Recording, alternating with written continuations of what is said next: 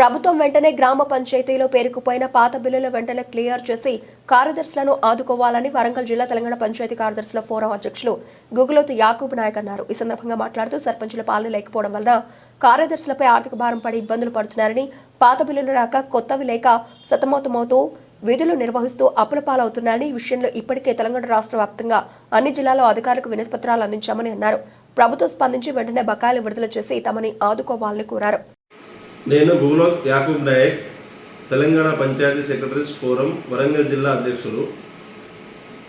మన ప్రభుత్వం special officer పాలన స్టార్ట్ అయినప్పటి నుంచి గతంలో సర్పంచుల కాలంలో ఉన్నటువంటి పెండింగ్ బిల్స్ కానీ, దాని తర్వాత గత ఫిబ్రవరి 2024 నుంచి నేటి వరకు ప్రత్యేక అధికారుల పాలన కొనసాగుతుంది గ్రామ పంచాయతీలలో. అట్టి పాలనలో ముఖ్యంగా పని భారం వచ్చేసి పంచాయతీ కార్యదర్శి మీద పడుతుంది. వాటి యొక్క నిర్వహణ అంటే గ్రామ పంచాయతీ నిర్వహణ చేయడంలో ప్రాథమిక విధులు ఏంది, పారిశుద్ధ నిర్వహణ, త్రాగునీటి నిర్వహణ, వీధి లైట్ల నిర్వహణ, అవి ఖచ్చితంగా గ్రామ ప్రజలకు ఇవ్వాల్సిన మౌలిక సదుపాయాలు. కాబట్టి ప్రభుత్వం నుండి ఎలాంటి నిధులు లేకున్నా కూడా ప్రతి పంచాయతీ సెక్రటరీ చిన్న పంచాయతీ మొదలుపెట్టుకుంటే పెద్ద పంచాయతీ వరకు మినిమం 1 లక్ష నుంచి 4-5 లక్షల రూపాయలు వారి క్రెడిట్ల మీద, పన్ను దగ్గర క్రెడిట్ మీద కానీ, కొంతమంది సెక్రటరీలు వారి జేబుల నుంచి కూడా పెట్టి గ్రామ పంచాయతీని నిర్వహణ చేయడం జరుగుతుంది.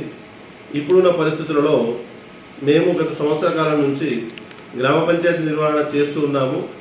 ప్రస్తుతము కనీసం ట్రాక్టర్లో డీజిల్ పోయాలన్నా, వీధి దీపాలు రిపేర్లో ఉన్న, త్రాగునీటి పైప్ లైన్ లీకేజీలు కానీ, మోటార్ మరమ్మతులు కానీ, గేటు వాల్ మరమ్మతులు చేయాలన్నా కూడా ఎవరు కూడా మాకు క్రెడిట్ ఇచ్చే పరిస్థితి లేదు. కావున ఇటు విషయమై ప్రభుత్వము చొరవ తీసుకొని గ్రామ పంచాయతీ నిర్వహణ చేయుటకు మాకు నిధులు మంజూరు చేసి విడుదల చేయగలని మా వరంగల్ జిల్లా పంచాయతీ కార్యదర్శుల సెంట్రల్ ఫోరం తరఫున కోరుచున్నాం.